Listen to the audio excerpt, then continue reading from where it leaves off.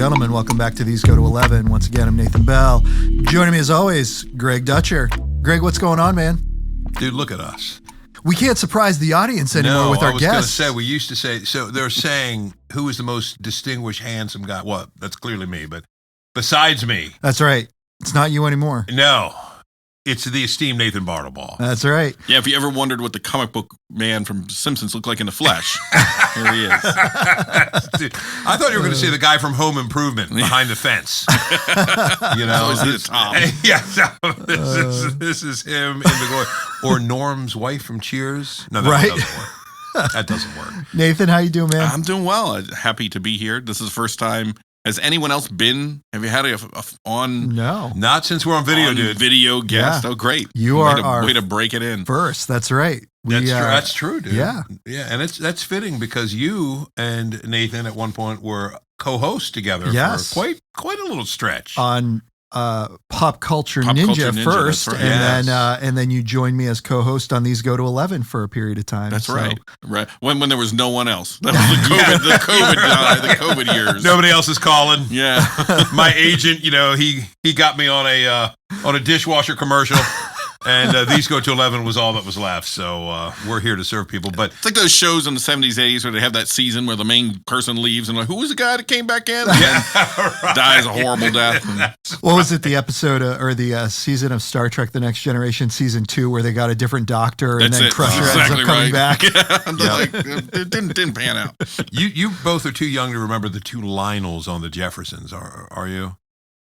Yes and no. Okay. I have seen reruns of the Jeffersons. Yeah, there's two Lionels. Okay. That I remember, but I only remember it because of reruns. Okay, and they don't look anything alike. You know what I mean? It's not like the one is the doppelganger of another. Yep. And one of the things they just never acknowledged. Just different Lionel, different actor, and I think the original might come back. Little 70s trivia for our friends. There you go. Nathan, thank you. Thank you for bringing some of the decorum touches. Yes. Yeah. For our creepy That's right. podcast. I love it, man. Yeah. I want to leave this here for Christmas. And in case there's any doubt of what we are doing and talking about today, this is our special Halloween episode. Oh, I thought it was Tim Burton. Night Before The Christmas. Nightmare Before Christmas? Yeah, Nightmare Before. You can make it the Christmas episode. We That's will. right. Cue up some Mariah Carey. Absolutely. Oh, goodness. Now, you actually dig that song, don't you, Greg? Dude, it's a guilty pleasure, man. I know. I feel like I should be like literally thrown outside of the city on the dung heap and stoned and stuff, but That's what we're doing after the podcast. Dude. Look, in 94 or whenever it came out, Yes. it was really fun. Yes. I don't know, in 2024. Yeah. You're like by 95 and it kind of started to lose something. Yeah. By 98, the only people who played it were, people who wanted to assault other people and use music instead. No, it's because it's kind of Lisa's song. She Gotcha. loves that song. And I can't deny it's rubbed off on me. It's no Christmas shoes, but here we are talking about a completely different holiday. Right. Well, speaking of horror stories, Christmas shoes, trying to make a natural transition Hey, there. that's Well, about Rob as Lowe good as was you can in get. Christmas Shoes, You're the right. movie. Yeah. And a Salem's Lot remake. There you go. Yes. That's right. So, yes, we are here talking about all things Halloween, Yes. and our first topic of discussion. Well, let me go ahead and just kind of lay out the episode real quick. So we will be discussing one Salem's Lot that came out on HBO Max. I did not have the opportunity to see that one. However, Slacker. the three of us did see Monster Summer. Yeah. Yeah. And so we'll be talking about that as well. And Yep. then we're going to dive into some vampire movies, Ooh. our favorite vampire movies. And You then say I have, sink our teeth That's into, right. or- Oh, dude, yeah. I was trying to avoid it, but Yes. all right. All right. We're going to sink our teeth into cut, rewind. Yep. Yep. All right. So I do have a little game for us Come that on. we will do with that later. It's more of a thought on what you guys think of some vampire movies that are coming out. Oh, So cool. we'll get to that later. But let's kick things off with Salem's Lot. Yeah. Guys, you saw that released on HBO Max on the 3rd. Yeah. Which was the beginning of this month. So let's start with Nathan. Sure. He's the guest. Absolutely. I'll let him rip it apart first. Yeah, please. I was really hoping you had seen this one for the main reason that Greg and I are very much like we can't separate from the book. Yeah. We've read the book, and so it's a very different thing. So I was curious to have your thoughts, but I'll give mine. First off, it didn't come to theaters. It was supposed to come to theaters. Then it kept getting sort of like sidelined. And for one 2 moment, years, yeah. One moment it seemed like it was going to be shelved, and maybe it wouldn't be seen. And then they finally drop it on Max, which is usually not a great sign. Right. So I do want to say right from the outset that I'm not a huge fan of the new movie, but it is not, let me be clear, it is not the train wreck that it could have been. Agreed. It's certainly not the kind of disposable throw it in the trash can movie that I was probably expecting, given that they went to Max. It really could have played in a theater. Yeah, I mean, it's polished enough. It looks slick enough. Visually, it's probably one of its strongest attributes, and it really does capture the fall. It has an autumn sensibility to it. In fact, visually, some of the images in the movie reminded me of Something Wicked This Way Comes, the Ray Bradbury version that they did in like the early 80s. Like some of the images there look great. My basic problem with this, I don't want to get into too much because we would have to almost delve into the book, but if it had been any kind of some of Stephen King's early stuff, like Salem's Lot, The Shining, obviously, there are certain stories that they're not just classic Stephen King stories, they're classic horror stories because they influenced the genre and its direction from there on. Because Salem's Lot really takes Dracula, obviously, but then I Am Legend, which was Richard Matheson writing that, and he wrote a world where there's only one man left and everyone else is vampires. So it's like what happens when your neighbors are now the undead and your enemies all look like the people you knew. That's really Salem's Lot eventually. Like, so it's taking those two stories and sort of melding them, and it sets the tone for, I mean, almost every Stephen King story after Salem's Lot, except for The Shining is probably a perfect horror story. But it's very austere. There's only a handful of characters unless you count the ghosts. Right. Yep. But after that, almost every novel of Stephen King's is Salem's Lot. It's the town that has a cursed sort of background. Yeah. There's that Charles Dickens sense of here's all these characters, we're going to get to know them, and then the horror is going to be sort of coming from the outside in or is buried underneath. And Tommy Knockers, Tons, Needful Things. I mean, you go on. They're all essentially Salem's Lot. Yeah. So it was so pivotal, I think, and informative as a story that you hate to see it just be another vampire movie, which is kind of what this is. It's a vampire action movie. It's well cast. It's well shot. I don't think it's particularly well written. The problem is there have been two other adaptations. They were both miniseries. Yeah. This is 2 hours long. It's not enough time to tell the story.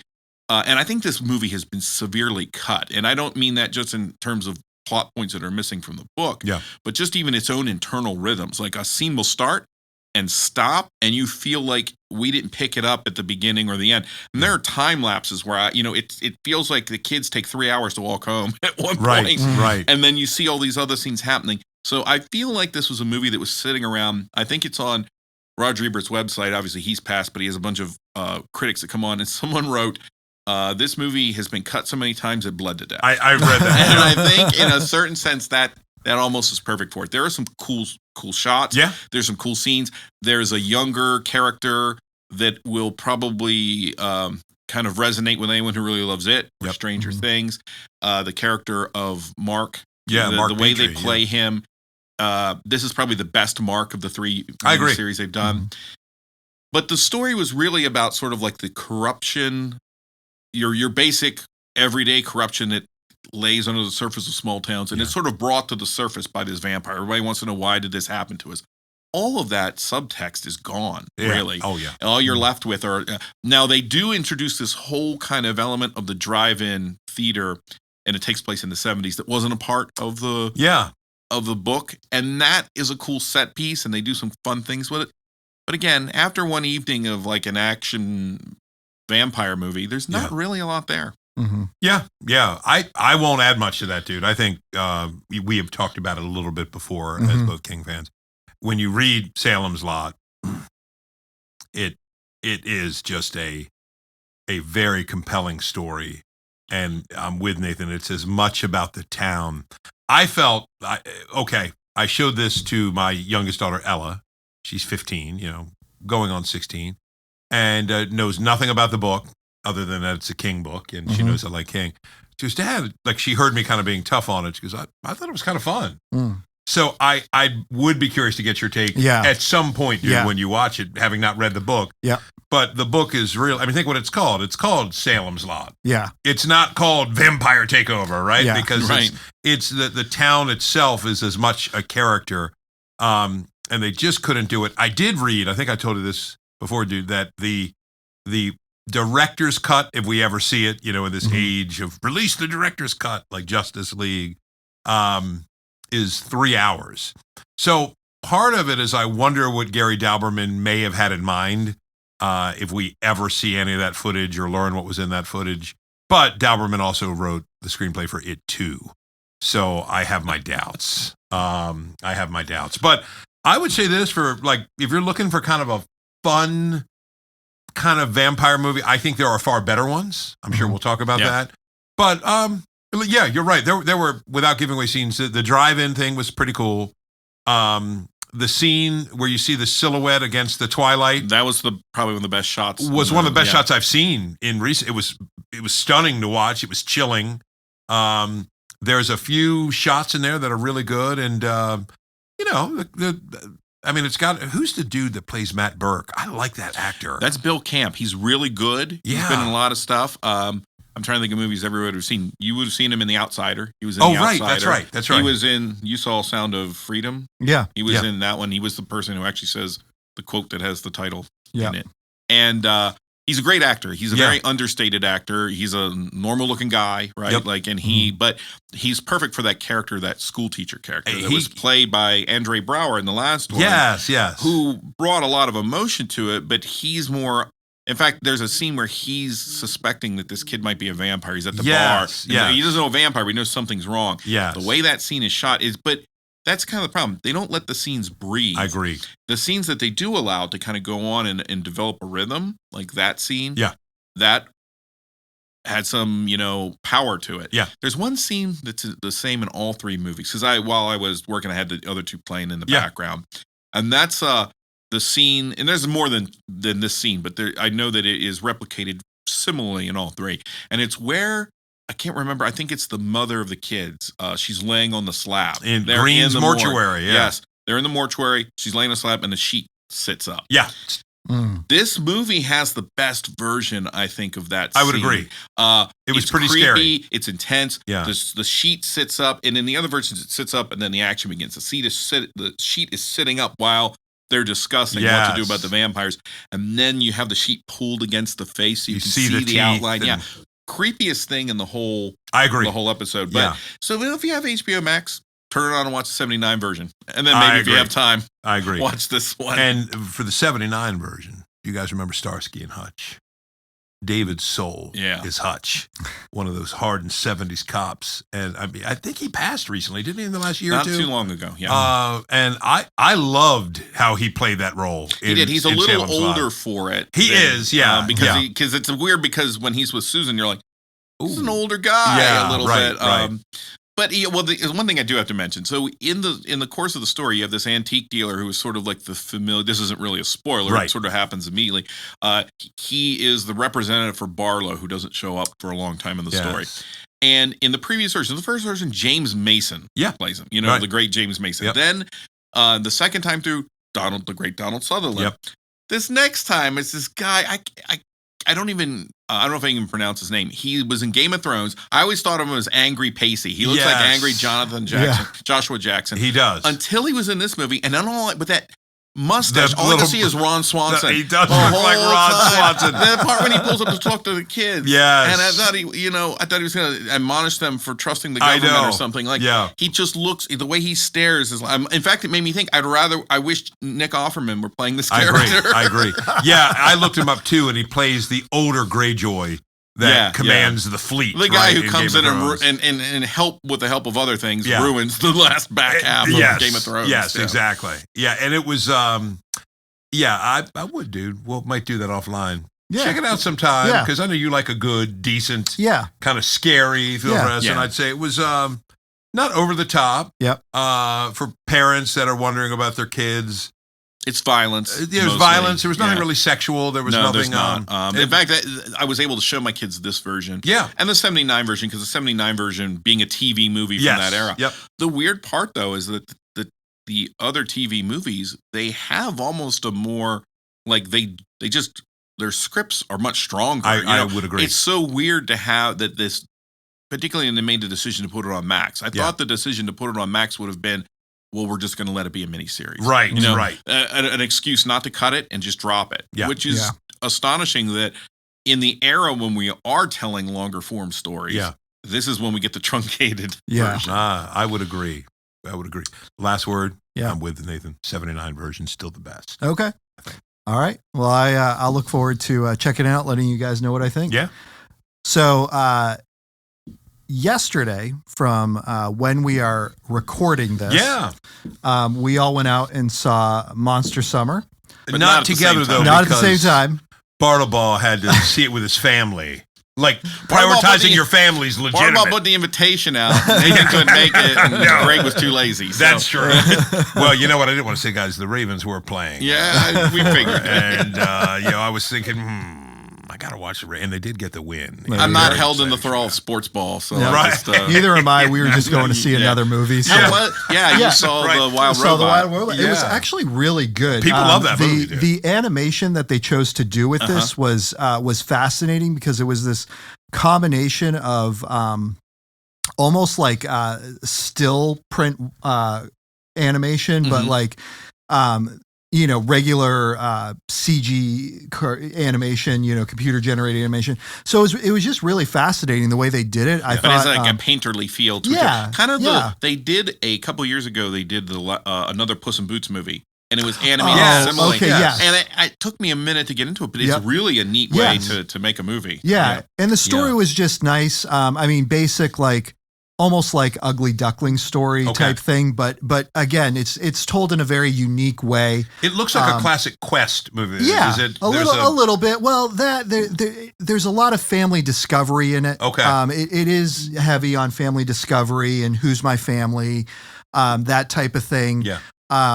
So it was just a very nice, lovely movie. I would definitely recommend going out, taking your kids to see it, type of thing. So, yeah. But the Halloween movie we saw, Halloween movie, or we saw. Halloween-esque. Yes. Yeah. there you go. Yes. So, Greg, I'm going to start with you this time. Yeah. Thoughts?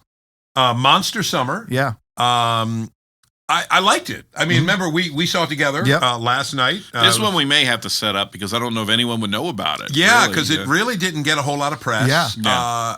I noticed the film production company started in 2018. Where did I see that? Maybe in a review, or maybe it's even in the established. And it had a kind of a unique name, but it kind of brings back Mel Gibson, who I believe his name is even Mr. Carruthers, which I think that or Witherspoon are the necessary names of every old guy in a Scooby-Doo Old episode. codger, old man. Yeah, the old Carruthers. conjure. It's old man Carruthers. Yeah. And so, it kind of plays on some, it feels like an 80s movie, Yeah. but I think it was set in 97. 97, Yeah. Yeah. But it's got the 80s vibe. The thing that this reminded me of, and I told you this last night, Greg, because correct me if I'm wrong, you said you hadn't seen this particular movie, Monster Squad. No, I had not seen it. Did you get that vibe and feel from it? Well, I got that vibe and feel more from the trailers. I think it was going for that kind of thing. Yeah. I'll wait and say my thoughts. It definitely felt like Monster Squad is what they wanted to be. Yeah. Yeah. But they never quite cut loose. Quite got there. Yeah. Yeah. And so, Gibson is the old, the kind of spooky, weird guy, the woolly bearded man that lives on the edge of town. And, they deal with that one pretty early. Yeah. He's a retired cop, and he's got a backstory that, is laced with some tragedy, as you find out. And the main kid, who I thought was very good. I feel like I've seen that actor before in something, is sort of the main kid of four. I guess it's not. I missed a little of I love the team dynamic among kids. Yeah. It was there a little bit. It was really this kid's story, and the others were sort of extras to him. But something is happening in the town where a mysterious figure shows up. There's a blinding, flashing light, and then the kids are essentially mute. and sort of, shelled out, zombified kids. Catatonic. Yeah, semi-catatonic. They continue about their day, but they don't interact. Yeah. Right? And they're emotionless almost. Yeah. And they like have government very little. workers. Yes, yes. And I thought they even showed they don't seem to take pleasure, which I think is the point of the candy scene, where he gives the kid the Reese's Pieces and he takes it and just says gross. He spits them out, which, okay, they've kind of lost their energy, their vibe. And so the whole point is, can this kid, if he hooks up with Mel Gibson, figure out the mystery, the monster behind it? And there is a big reveal at the end. I'm with you. A couple things that stood out to me that I told you last night, dude, was I felt it was a lot more discussion about the terror that was happening in the town than I actually saw much terror in the town. Like for me, I know it's mainly for kids, but a blinding light in kids that are kind of numbed out. Heck, I mean, I teach kids and I see that anyway. So I'm like, yeah, that's happening all the time. Kids Too much screen time. Exactly. So, that's what the light is. It's a television.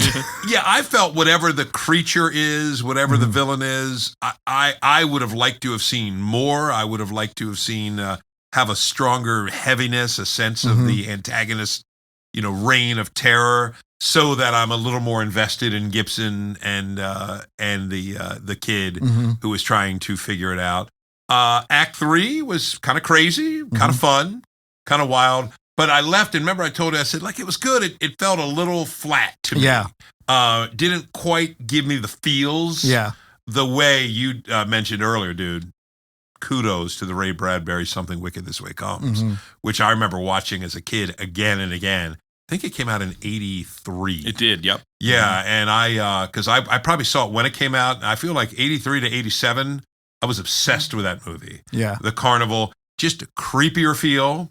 You could show it to kids today. It's not a blood and gore, guts kind of thing, but creepy, disturbing. I don't want to steal your point about Gibson that you made to me earlier today. I'll let you say that, Ethan. But all in all, I liked it. I would say families, if you're looking for kind of a fun movie, that's a little creepy and you don't want your kids to be exposed to like high level R-rated gore, this fits the bill. What, dude, the cuss words, it was like the D word and the H word, right? Yeah. I don't even think they got an S word. It was very there. minimal. It was, yeah. I mean, it's nothing Goonies has more. Right. Of course, everything did back then. Yeah. Oh, yeah. Yeah, this is a PG-13, but this would have been, a buddy of mine said this would have been a G. It would have been. If it came out in 82, it would have been a G movie probably, because it was just... that's not to say it's without its darkness, but I mean... No, I agree. I agree. Yeah. I mean, there's some stuff that's very dark. So actually, the first scene where the villain is kind of doing their thing, I wanted more of that. Remember, it was set in the ocean. Yeah. Kind of creepy, very immersive, kind of. The others felt more like, oh, look over here in this corner of the screen. Pooh, bright light. Look over here, bright light. And I didn't care that much. It felt like they built up with several of them, and then it was just like, all right, we just need to show this thing is taking out as many kids as possible at this point. And so, that's where you just had that bright light that you're talking about. Yeah. And again, I understand they're balancing. You don't want kids bludgeoned. You don't want kids mutilated, all these horrible kind of things that when you're making a kids kind of scary movie. So I'm not sure what the answer was. Them being a little numbed out, I don't know. I wasn't super invested. But I'm trying to think of if I was a kid, maybe I would have been more. Those are my thoughts. Yeah, I agree. I enjoyed it. This definitely had that 80s kid horror movie feel to me. Yeah. Again, something that you can bring the kids to and show there's enough dark and creepy factor to it that a kid's horror movie. Yep. To you guys' point, PG-13 today, but back in the 80s, this would have been one that I would have watched as a kid regularly and ongoing. Yeah. I thought it was good. There was one point, actually it was kind of when the big reveal came. At that point, I had to go to the bathroom. So I thought it was like a slower point in the movie. I'm like, okay, I've got time. And then come back and Greg's like, oh yeah, so they just made the big reveal. This is what happened. Well, when they discover what the creature is and its kind of origin, you miss that, dude. But but that kind of tells you that normally you can anticipate. Yeah. The pace, it felt a little, okay, now in this 90-minute, let's put that in there now. Yeah. So we can go to Act 3 Yeah. and get into the zany, close. Yeah. I did enjoy the appearance by Patrick Renna. Yes. That Sandlot. means nothing to anybody hearing this until you. Yeah. The kid with the squishy puppy cheeks from Yes. Son-in-Law, and the kid was saying, "You're killing me, Smalls." Yep. Oh, yes, In right, Sandlot, right. Yeah. In Sandlot. Yes. So And he's the umpire. he's the umpire. Yeah. So it was a great little callback to Sandlot. Fun seeing him in that role. Yeah. And again, like you said, like it's 97, but you almost keep going back to the 80s with It felt like 84, 85 to me. Yeah. But, part of it is they set it on Nantucket Island, Right. which Yeah. I kind of liked. Yeah. Just had a really cool, I don't know, in my mind, I know, well, that's where Jaws, right? Or Right. Martha's Vineyard, same big Right. general area took place. The setting was quite beautiful and kind of neat. They even got, it's a Sopranos reference, but Lorraine Bracco's in there, She is, and, in an interesting role. But, Yep. some fun stuff. Yeah. Dude, would love to hear your thought on Gibson that you shared with me via text Yeah. today. Yeah. Well, and I liked the movie too. I didn't, but when it was done, I turned to my daughter who I saw it with, who went with me, and she was like, "It was mid." Yeah. I mean, Yeah. but she didn't mean that. She's like, "I liked it, Dad, but it was missing Yeah. something." Mhm. And I think that's right on. But I think the reason she says that, now she's 10, going on 20, Right. and she watches horror movies with me. Nothing extreme, but Yeah. more extreme than this. Sure. And there's a weird vibe to this movie, and that ties into the Gibson part, where we're talking about how it's a kids movie, but the tone is not really lighthearted. It's not like the Monster Right. Squad, Yeah. which was lighthearted Good and point. zany, Yeah. and really wanted to give the kids, here are the monsters. Right. This movie really is almost a little. It's playing it a little cheeky by even calling it Monster Summer. Yeah. You give me the title Monster Summer. You said it in Nantucket. I'm Uh-huh. expecting things to rise out of Yeah. I'm not trying to ruin anything here, Right. but the options of quote unquote monsters that they end up going with I in this agree. movie Yeah. for a little while, because of what Gibson keeps talking about, I thought the monsters might have just been metaphorical. Right. you Yeah. know? Right. So the movie, at one hand, is playing it very even keel, very serious, Yeah. very realistic. And when Gibson, we see a lot of actors who have fallen on hard times for various reasons, Yeah. and Mhm. Gibson a lot by his own hand. Yeah. But he's continued to make movies. But a lot of times they'll show up for a movie like this, and they'll come in, they'll do their thing, and they're out. Yeah. and It's a paycheck. They're like staring into the mid distance. Yeah. They say the lines. The one thing I will say for Gibson is I've seen him a couple of his movies that he's done since he's not a big star anymore. Right. And he never really phones it in. Yeah. Right? And I was a little impressed that he took this character. He's not that far from is it Murtaugh that he played Yeah. back in the day Yep. in Lethal Weapon. Lethal Right. Weapon, He's yeah. another broken man. Mhm. And Gibson wears brokenness and Right. regret on his He face does, pretty yeah. much Yep. all the time. Same these role in days. Signs, really. Yeah. actually, but Right, yeah. Signs, Yeah. which made me, I was watching this, and we talked about how Salem's Lot, you have Father Callahan, Yeah. who's the priest, and who's the faithless priest. Yeah. And I'm sitting there thinking, man, Gibson put him, he has the juice in this movie that a lot of the characters in that movie were missing. Yeah. But Mhm. he comes in and he makes it a realistic character. He kind of sells it Yeah. as a No doubt. person, and you're behind him, but then he kind of imbalances the movie because what it's about, Yeah. It's Yeah. like he doesn't scoff at the horror aspect. He gets involved in it, but it seems like two different movies. The 80s movie would have gone wilder. It Yep. would have gone crazier. I agree. There's a movie on Netflix that came out a couple years ago called Night Books. I don't know if you guys saw it. No. That was a kids horror movie. It's produced by Sam Raimi. Yeah. And towards the end of The Witch, who I think is played by I don't remember who it is. I thought it was nope, it's gone. Who played Jessica Jones? Kristen Ritter. Ritter. So I think it was Kristen Ritter who's Yeah. in this.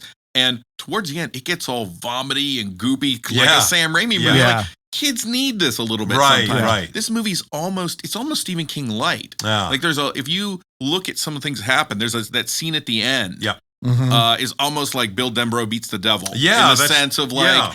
That's a great example. the whole plot. And then Gibson is this guy who's had a thing happen to him, and the whole town sort of like is afraid of him. I don't think if I was that guy, I'd walk up to a middle of a little league game Yeah. and walk up to the kids and say, "Now I'm going to have to dig a mass grave." Right, Maybe you don't right. joke about that. Right, right. That's your Yeah. backstory. Yeah. So some of that was a little weird, but I thought he sold it. It's just that they thought they made this movie that just it's kind of even keel. Yeah. Yeah, and without giving anything away, you said something at the end, Nathan, that made me wonder, did they anticipate it being a little more successful? Because Gibson says something to them, hey, in the future, if you run into blanks or blanks, were they planning to make a kind of a overall future sequels? Yeah, if you were to sum up my thoughts on the movie, and they kind of got lost as we were talking, but like my thoughts would be, this feels like in the 90s, the pilot for a TV series. For a TV series. Where they're Yeah. feeling their way out to see what works and what doesn't work. Yeah. And then those shows usually gain their footing. Like if you look at the Buffy pilot Yeah. or the Supernatural pilot,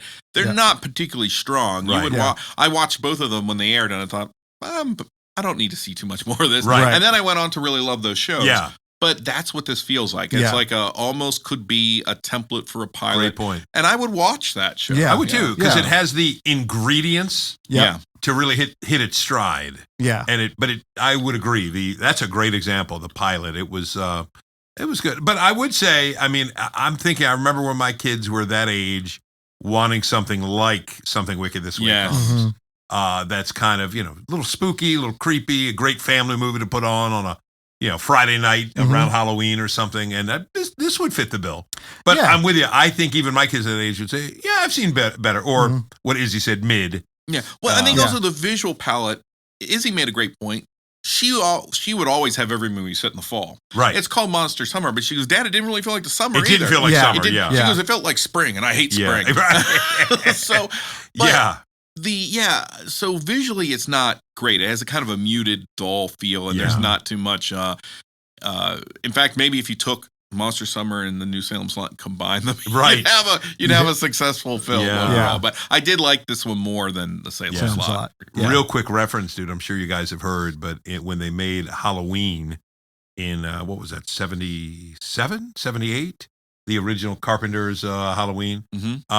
78. Yeah, 78. And they had, set in a lot in Southern California. And, Yes. they're trying to pull off this, little Illinois or Indiana town that they had the students in the film classes painting leaves. Oh yeah. Isn't Yeah, that so I heard cool? that, yeah. Yeah. What a tedious task to make it look like October. Well, Yeah. as In the Izzy and I Midwest. were walking out, we did see that this was all filmed in North Carolina. This I saw that. particular Yeah, movie, I saw so, that. Yeah. Yeah. And there's one scene, not to give too much away, but where the kid is being chased by a car Yeah. down the street Yep. on his bicycle. And then to what you were talking about with Monster Squad, I made me think of Silver Bullet. Do you remember Silver Bullet? yeah. Where Silver the, Bullet. Yeah. where the priest in the car Yes. is trying to run a kid in a motorized wheelchair down. Yes. That's the kind of nuttiness the movie needs. And someone's like, Yes. did Nathan just say that? Yeah. But yeah. But Silver Bullet. that man. element Oh. of something memorable, that's what the movie lacks. There's Yeah. not a memorable moment. Yeah. The whole thing feels solid, and Yep. you're sort of like, as an adult sitting there watching, you're like, oh, I'm grateful that this isn't a bunch of like slapped together nonsense. Yep. But there's nothing that like jumps at you and is memorable that you're Yep. thinking about on the ride home or whatever. I'm with it. Wasn't Silver Bullet, dude, 85? Yeah. And it's based on King's little sort of cycle of the werewolf. It was, and it also that movie had unhinged Gary Busey. Oh yeah, yes, exactly. So- Gary Busey. Which everybody Everybody says, wait, was it Nick Nolte or Gary Busey? It was Right. one of those guys, right? Yeah, and I love that dude as a young guy too. It was fun. That's a fun movie. That's a movie that Roger Ebert, when he watched it, he was certain that it was a comedy Yes. of Stephen King movies. Because there's that one scene when they're walking through the mist to chase a werewolf, and Yeah. the wife turns to the husband and says, "What are you going to do? Make lemonade in your Yeah. pants?" Yeah. So I highly recommend. And they have the classic voiceover, right? Yes. The young girl. But it's only the time between when the movie is made and when the movie takes place is like 7 years, and she's Right. 12, but she has a smoker's voice Yes. on the soundtrack. That's right, dude. Did you ever see that one, Nathan? I did not. Yo, no. that's would one you love got to that. add, dude. I think Okay. you would like I'll let Silver you Bullet. borrow that All one. right. Yeah, But you got to Silver get Bullet. Bubba Hotep back to me. Yeah. I'll make the change. I've got Bubba Hotep on my coffee table, so I'm ready Oh, to give nice. it back. I watched it the weekend you gave it to me. Did you like it? Yeah, I did. Okay, cool. It's Bruce Campbell. Dude, you got to keep. I know we took too long on those two movies. That's all right. You want to hit us up with more? That's all right. All right, I'll so- try to restrain myself.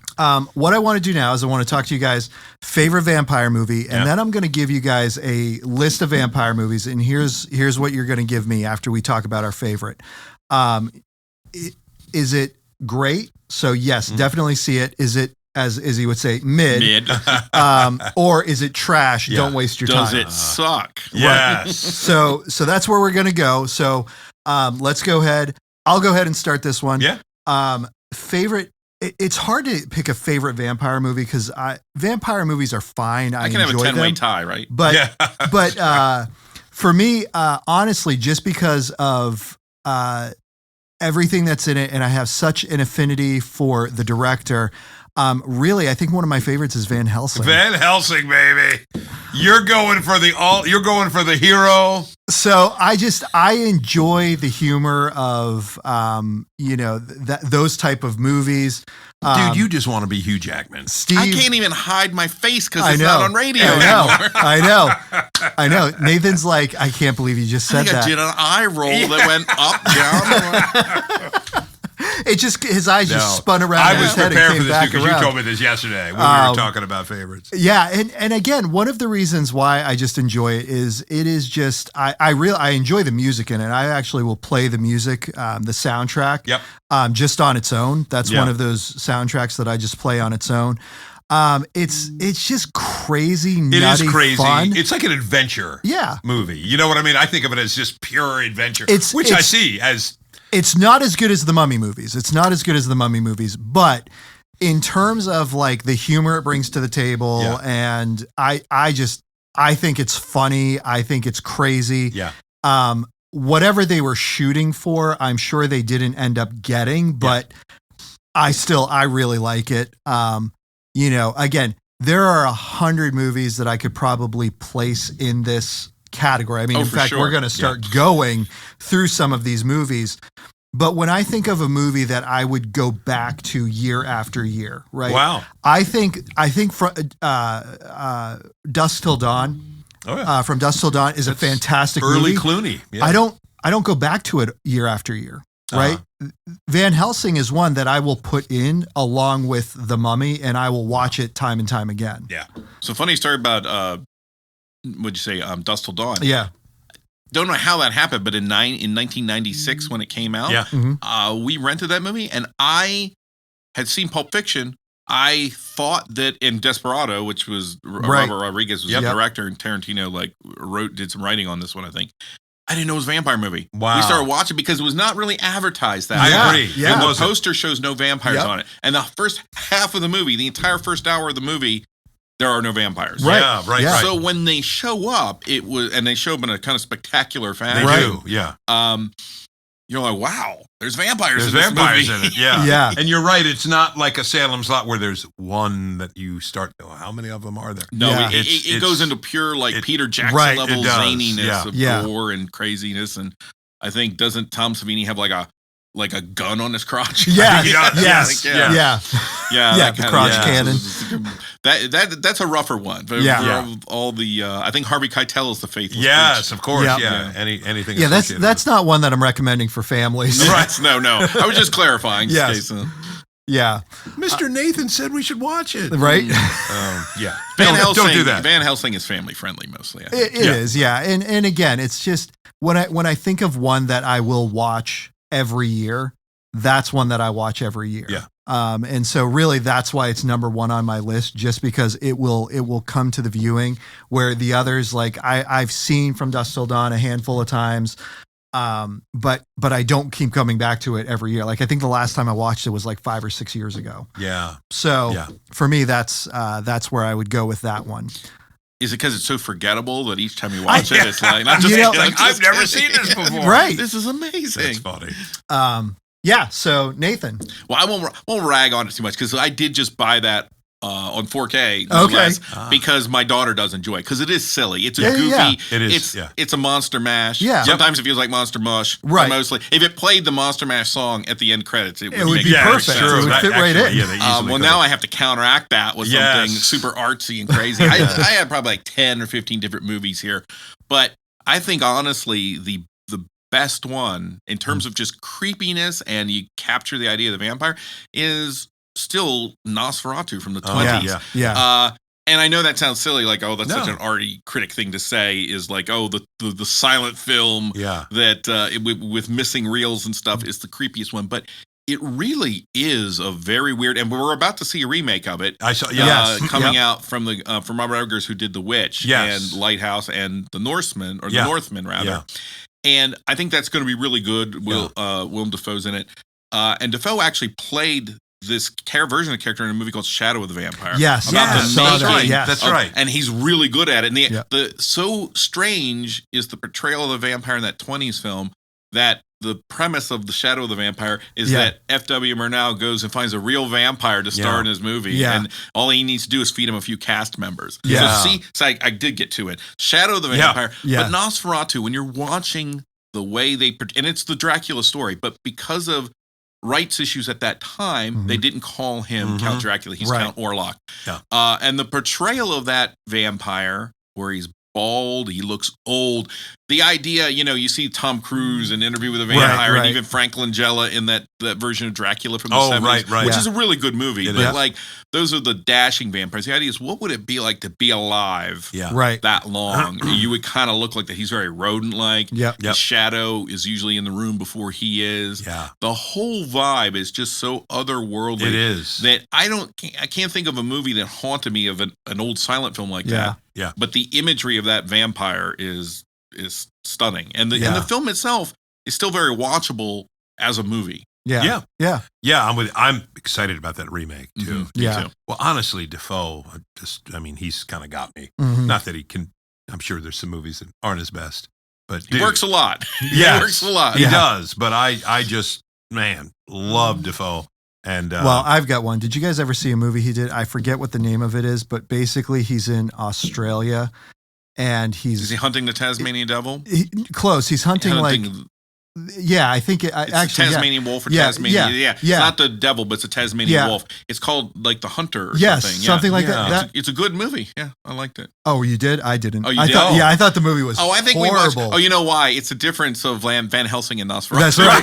And that nothing happens. It's a very contemplative, like I'm in nature, and the animal may or may not ever show up. Yeah. And so I thought that was garbage. Didn't dig it, huh? Yeah, dude. So why'd you bring up a garbage movie? You had all the Dafoe movies to choose from. Dude, you could have at least brought up the new Spider-Man one where he brings back his goblin. My goodness.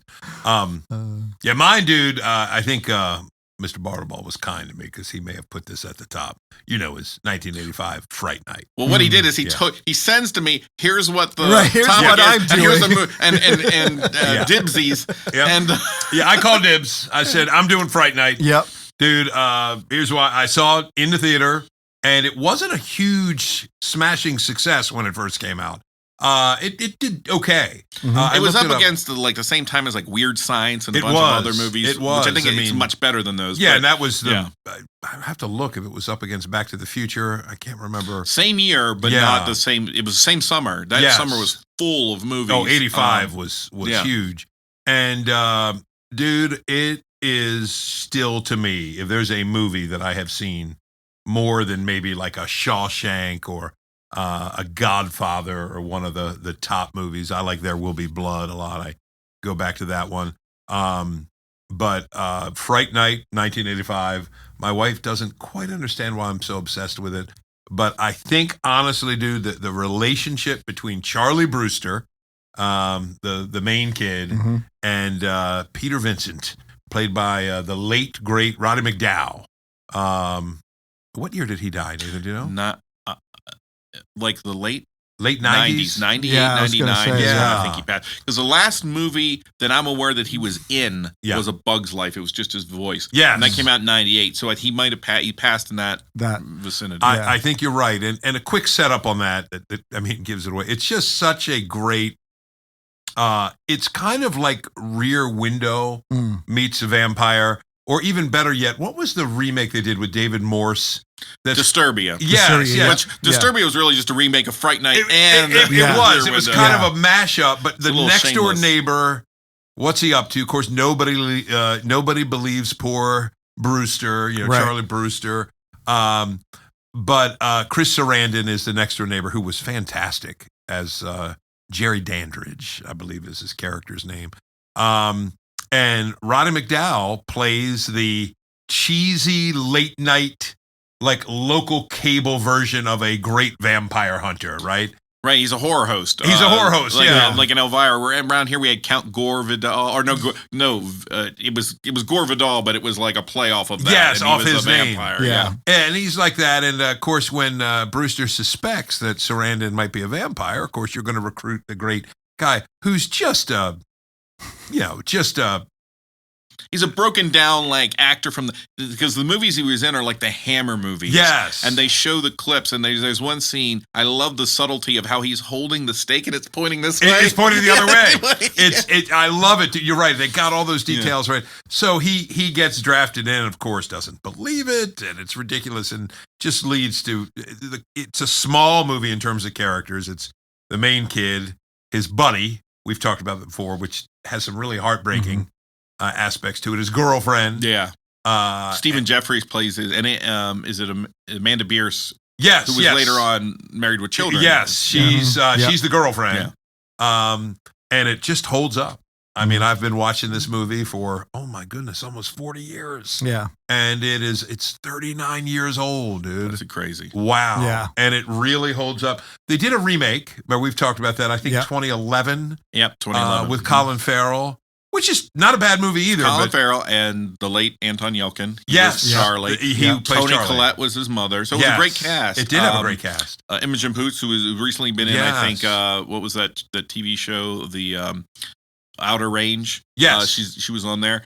She's his girlfriend in that version. And McLovin was Evil Ed. Is Evil Ed, yeah. What's his name? I know exactly who you're talking about.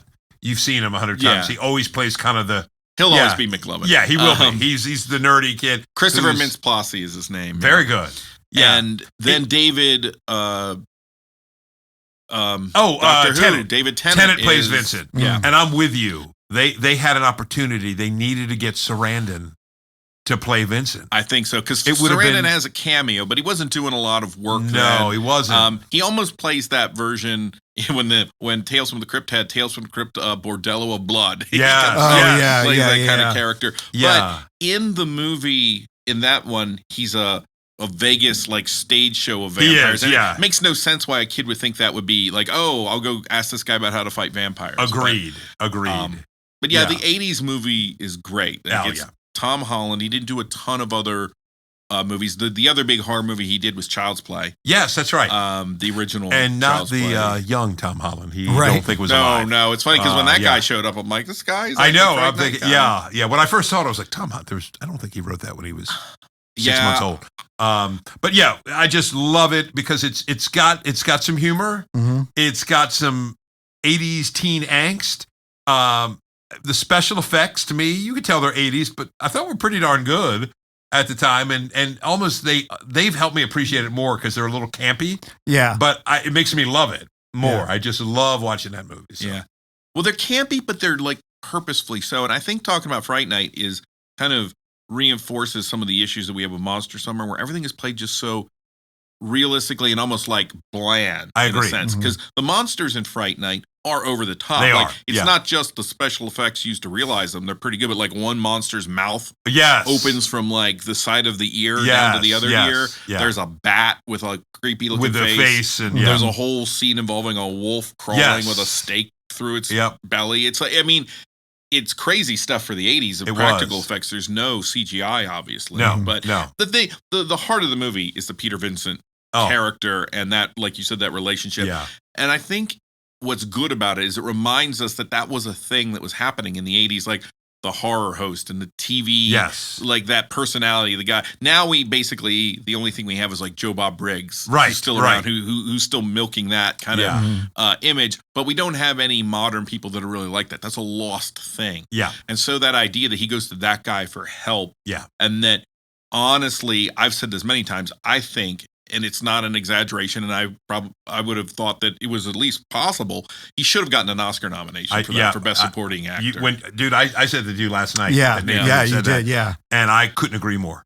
I think Yeah. it was just because of the nature of the movie didn't stand a chance. But his role on that, to me, is perfection. Even the way he hits the lines, I like when he gets to the house and he's like looks at it and there's all that like misses him. Goes, Yeah. oh, I see what you mean. Yeah. It just is very, I know. very It's subtle under the. And Yes. Roddy McDowell was an actor. I don't think he never quite got his do I agree. a lot of times, and I thought that was maybe one of his best roles. If you pay attention as you do to like the kind of horror fandom community, he is a revered. That character, that role, it gets props on every Reddit thread I've ever read. Oh my goodness! So, I know you got to move us along, dude. Got to move us along. All right. So last about 5-10 minutes here, we're gonna do. I'm just gonna throw some movies out. So first of all, let me know if you've seen it, and then great movie, mid movie, or crap movie. So all right. First one I'm gonna start with Netflix original called Day Shift. Nathan, have you seen it? Is that the one with Jamie Foxx? One with Jamie Foxx. Yes, mid. Okay. Didn't see it. All right. I know of it, but Snoop Dogg is in it too. Snoop Dogg is in it. Right. Yeah, I agree with you. Watchable. It's watchable. Yeah. Oh yeah, it's certainly watchable. So we're saying mid is watchable. Mid is watchable. Yeah. Particularly if it's on Netflix. Yeah. Like I wouldn't say run out and buy it. No. Okay. But yeah, on Netflix, I agree. I think Jamie Foxx and Snoop Dogg's interactions are fine. Yeah. But minimal in the movie. Yeah. Guess what? Yeah. Another TV pilot kind of feel. Yeah, exactly. Interesting. But yeah, I'd agree with you on that one. Yeah. All right. This one is definitely more mature audiences watching, but Interview with the Vampire. Yeah. What is it? Good? Yeah. So like great, mid, or terrible. Well, it's in between great and mid. just I think gonna it's say. good. All right. It's good. Yeah. I liked it. Yeah. Can we introduce good as a slightly better than mid? Yeah. Okay. I agree. I'd give the same for that. Okay. Little earlier, Dracula, 1992. That's the Bram Stoker's Bram Dracula, Stoker's the Francis Ford Coppola one. So I would say that's good, but a lot of people really, really like it. Mm-hmm. I think it's a beautiful movie. Yeah. Visually, it's amazing to look at, but it's a hard movie to get into on like an emotional level. Mm-hmm. I would say mid. I've only watched it once, and I just remember watching it feeling underwhelmed. Okay. But that might not be fair. Okay. I got to throw this one in there just because we talked about it earlier. I know you said no to this, Nathan, but we got to get it in. Twilight. All right. What's lower than trash? What I is? thought you were picking vampire movies. I had to throw it in there. Yeah. All right. Movie that I have not seen, but I know it's kind of a more popular one. 30 Days of Night. Good. I'd say good too. Okay. Not great, but better than mid. All right. Lost Boys. Good. I'm an 80s guy. I'd say great. That's okay. probably not fair, but I well, you put the saxophone man in there all oiled up with this. That's true, man. But you got Kiefer Sutherland in there as a young kid vampire. Yeah. That alone, dude. Edward Herman. Oh, dude. I'm saying good from the perspective of like the critic, like the looking at all the elements of the movie. But it is a favorite. It's a classic. Yeah. And my kids actually like Lost Boys better than Fright Night. Oh, interesting. But they're wrong. Okay. Yeah, right. They are wrong on that. But yeah, I'd say great. From Dusk Till Dawn. Good. Yep. Okay. So don't remember if you remember this movie, but Vampires, 1998. In between mid and sucks. Okay. I love John Carpenter, but that was not it. Oh, it's Carpenter. No, I've never with seen James that one. Woods. Yeah, James. Did you see the second one with Bon Jovi? Yes, that sucks. Yeah. Below trash. Yes. Buffy the Vampire Slayer. The movie? Yep. Mid. I agree. I was just going to say the series. Series is good. I'd give it a good. Yeah. I will throw this one in there. Van Helsing. Mid. Lower end of mid. Yeah. Mid with affection. Yeah. Yeah. Mid fun. Okay. Yeah. Queen of the Damned. Sucks. Yeah, I was going to say mid, but it might suck. Aaliyah was in that as the last movie. Yeah, she made. right. She's interesting, like what she's doing with it, but it never comes together. Yeah. Mm-hmm. All right. So this one, we'll start with this one. Obviously, Nathan, we know your thoughts on this, but Nosferatu. Okay, great. I have to say great. Yeah. And there was a 79 Werner Herzog version with Klaus Kinski played Nosferatu. Yes. That's great too. It's just interesting. Different. Same year as the Salem's Lot series. And then we again talked about the Shadow of the Vampire. Great. Yeah, great. Blade. Good. I think good. Yeah, I'm thinking like Blade, the first one, the second one. To start with the first one. Yeah, I'd say good. Yeah. Second one. Good. I might say mid. Mid. Yeah. I guess. See, I'm actually higher on the second one. Really? Okay. Interesting. Okay. And then the third one. Sucks. Yeah. Shark jumping, is that a category? Parker Posey was a vampire. Yeah, I love Parker Posey. Yeah, I like Parker yeah. Posey too, actually.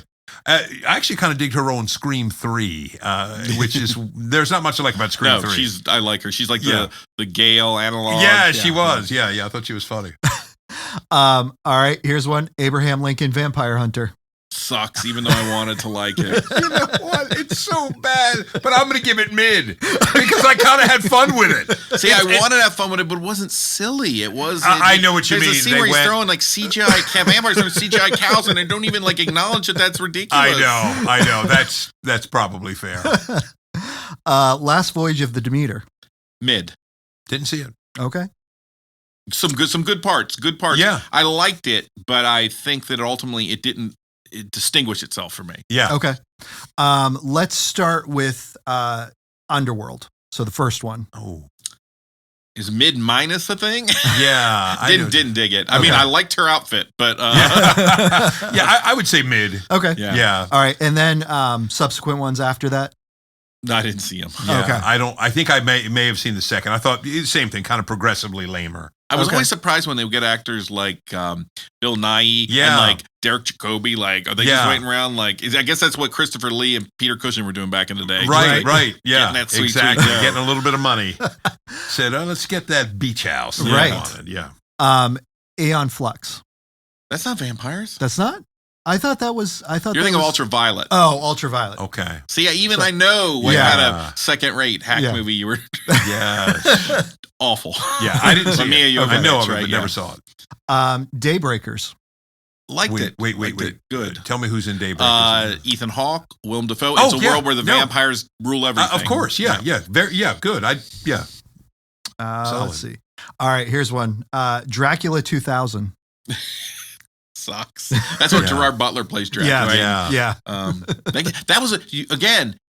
Who's Van Helsing? Christopher Plummer. Right. Well, right. What's going on? I know. Yeah. And that one, Dracula turns out to be a religious figure. Right. You can pick the one who betrayed Jesus. Anyway. Yes. That's right. Yeah, Terrible. that's right. Yeah, Yeah. I agree. It was a bad movie. Priest. It pains me to say it because it seemed like a cool idea, and I love what is his name? The main star there, Jennifer Connelly's husband, Paul Bettany. Oh, but yeah. Sucks. Yeah. I didn't see You it. didn't see it? Mm-hmm. Let's see. See, I don't see every movie, dude. That's what Bartleball does. Apparently, that is what Bartleball does. I was going to say, he's on a roll. I'm waiting to see if he gives one that starts with the word let. Yeah, well, because you took time on Van Helsing, I'm gonna have to mention 10 other movies when we're done here. Yes, even if it's I'm looking at the clock. I'm gonna give you time. I got two more here. Vampire's Assistant. Is that the Cirque du Freak one? I didn't like it. Okay. I didn't care for it. It was a kid's but John C. Reilly plays a vampire. No way. Yeah, but he doesn't really. I wasn't. The trailers made it look cooler than it was. Yeah, it's a weird tone. It feels like they didn't quite finish it or something. They started it and it like the Miss Peregrine's movie or whatever that when we saw that. Yeah, it feels like people didn't know what exactly they were making. Interesting. Morbius. Oh. Sucks. Terrible movie. Oh, yeah, that was the Sony. Yeah. Terrible. I Am Legend. Which version? Well, I guess the only one was called I Am Legend. That's one was with the 07 one. Yeah. So, I thought I'd say the first half is pretty good, but I also ultimately mid. And one of the problems is there's an alternate cut of the ending of the film, which is what they're using because apparently they're going to do a part 2 coming back. That I was surprised that they slapped on the ending that they did because I Am Legend as a story has such a pivotal, awesome twist. Yeah. I don't know if you guys are familiar with it, but why you would make a movie and not include that twist makes no sense. I know. I'm going to, can't believe it say great. Okay. Dude, I don't know what it is. I go back to I Am Legend a lot. And even after the Chris Rock slap, I still like it. You know what? Probably because of the dog scene. That is the pivotal moment. Yes. And there have been 2 other versions. One had Charlton Heston in it. One had Vincent Price, who I love. Yeah. That was called Last Man on Earth, and Mega Man is the Heston one. Yes. But Smith did the best acting of the 3. Yeah. My big problem is also the way the creatures look in that movie. It's a I slapped agree. together CGI I agree. mess. Yeah, the CGI was lacking. Yeah. And it was 07. It should have been better. Yeah, it should have been much better. Once Bitten. I like it. Yeah. It's a mid in terms of quality, but Yeah. it's got Lauren Hutton, right? Yep. And of course, Jim Carrey. Yeah, Carrey. His dance sequence is Yes, it was. I'd give it a mid. I have that on Blu-ray along with Love at First Bite. Oh, yeah. Yeah. Right. I've got one more, and then Nathan, I'm going to turn it over to you to give your final thoughts on some, and then Greg, turn it over to you. Dracula Untold. Was that the one with Luke Evans? Yes.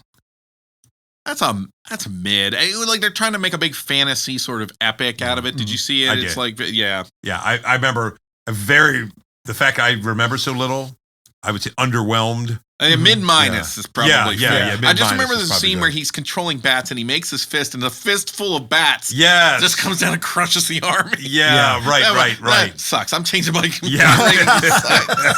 That one scene just changed it. It was either going to push it to great or Funny. Dude, I am impressed with this dude's.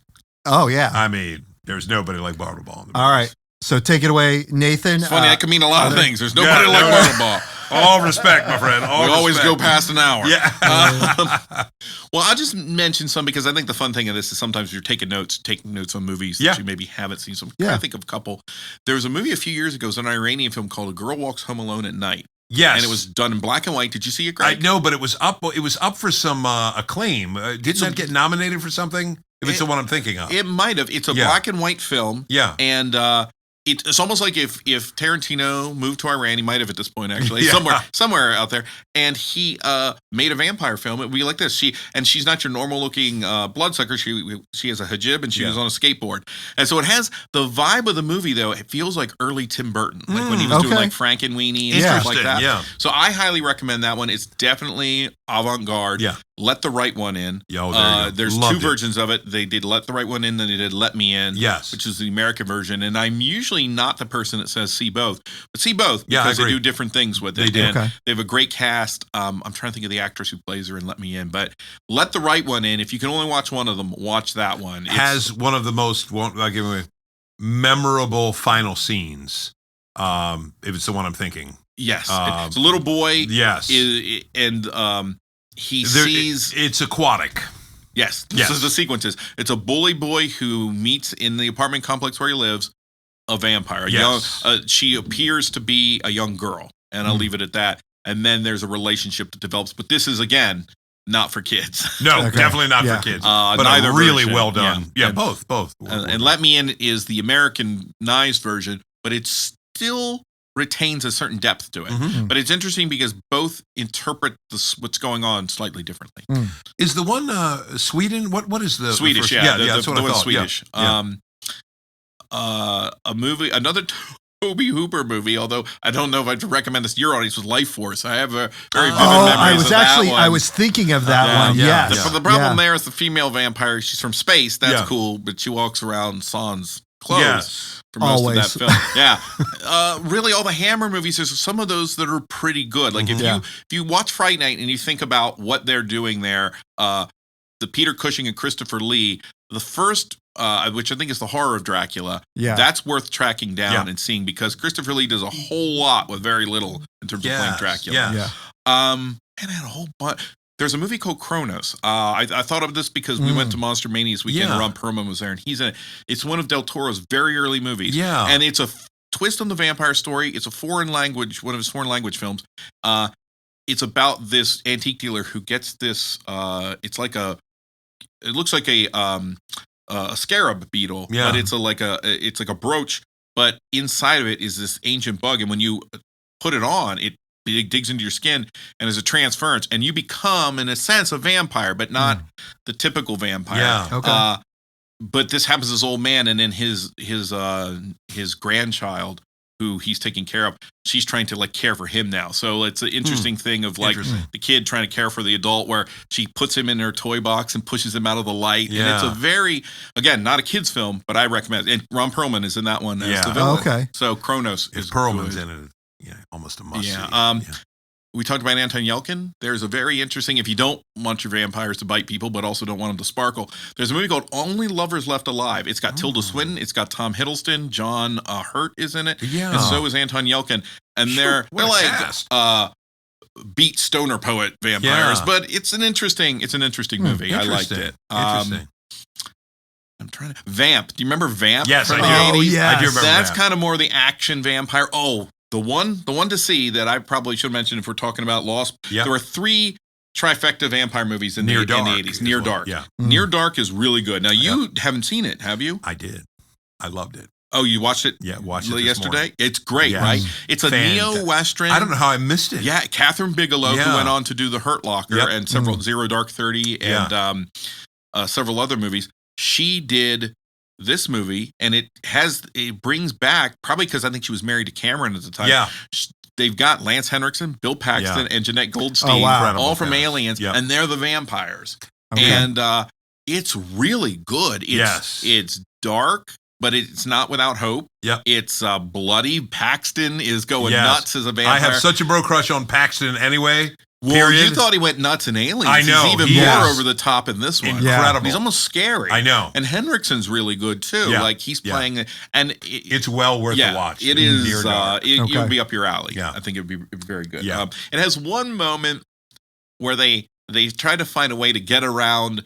You know, you either get staked or you're a vampire, and they do something that feels Yes. like cheating. Yep, I know what you mean. But other than Yeah. that, it's a great film. Yeah. It's a screenwriter's decision to It doesn't really ruin anything. No, but it I was- just thought if there's the rest of the movie is so good, Yes. it's like a misstep. yeah, it's really good. I'll just add one Yeah. because I know we're pressing time. That was recent, and it would have been. I still say is great if the stupid PR trailer people didn't ruin it, and it was Abigail.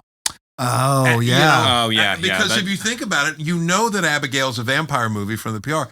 But when you watch the movie, it takes about 40 minutes. Yeah. If you had no idea, you know something's creepy, something's funky. It's a ransom movie. Mhm. Okay, there's a rich dude, and it's your typical kind of Ocean's 11 type. You get the personalities. You get Matt Stevens, right? Is that his name? Or no, Dan Stevens. Dan Stevens. Dan yeah. Stevens, who was in 8 so many movies things. this year. 8 movies, Yeah. Cuckoo is one, is there, and you've kind of got the reluctant woman who's got a kid, and I don't really want to kidnap this girl, but we'll be okay. And you see the kind of scumbag narcissist, there's all the typical characters, and you're waiting, but they give it away in the previews. Yeah. The whole movie, really, because it's not just the vampire that they give away. They give away the tone. They do, of the film. tone, It the would be vibe. like the Dusk Till Dawn thing. It where was, yes. Yeah. Watching Dusk Till Dawn, not knowing that the vampires were going to show up, was very interesting. Yes. Yeah. But Abigail, they've been doing that a lot with movies lately, Which though. is frustrating. Even, dude, when we talked about the quick one, not a vampire one, but the Speak No Evil, the Danish Yeah, remake yeah. with Oh, right, yeah. with McAvoy. I was shocked how much he showed in that Dude, they trailer, give knowing away the older so movie. much. Yeah. Mhm. And it was crazy. It would have been so much better if they hadn't. So I would say if I had watched Abigail, knowing nothing, and I'm just watching it I think I would have been very wonderfully entertained. And Mhm. I was still moderately entertained. Well, and I think that's why what you have happening with us a lot of times when we mention movies to each other. yeah. And we're like, we were so surprised how good this was because the movies flying under the radar. Yes. We're Yeah. very rarely recommending to each other the big movies because we, Yeah. they're. So when these little movies, Housebound, good Yes. example, they would have ruined that in the trailer. too. Exactly. Exactly. But yeah. Yeah, and not a vampire movie, but dude, thank you for the Pontypool recommendation. I'm obsessed with that movie, which is more different monsters, so to speak. But yeah, more in infection. Yes. Infected. yes, I guess. Okay. yeah, but very, very good, and Not a zombie movie unlike a zombie movie I agree. that you've seen. Yeah. yeah, and it was very well done. This was fun, Nice. dude. Yeah, this was great. Nathan, thanks so much for Yeah. Thanks coming for on and joining coming us. on. Always We were- brings the Bartleball flavor. That's right. And this is the first time in a while we were able to actually physically get you I know. to join us because Yes. normally this you're calling is a in. great setup. So. I would podcast more of it. I know this is pretty nice. We're gonna leave this Halloween stuff here through March. Yeah. No, I gotta take this back. I yeah. promise. I was not allowed to leave this house because whenever time you're watching this, it's a lot before Halloween. Yes, it is. Yes, it is indeed. We've got a little ways to go, but That's right. Yeah. it'll drop on the 27th or something. The 30th is a Wednesday, right? So Oh, so it'll drop Yes. the 29th. 9th. Okay, Yep. yep. So 2 days before. All right, guys. Until the next time, We just rocked the Casbah.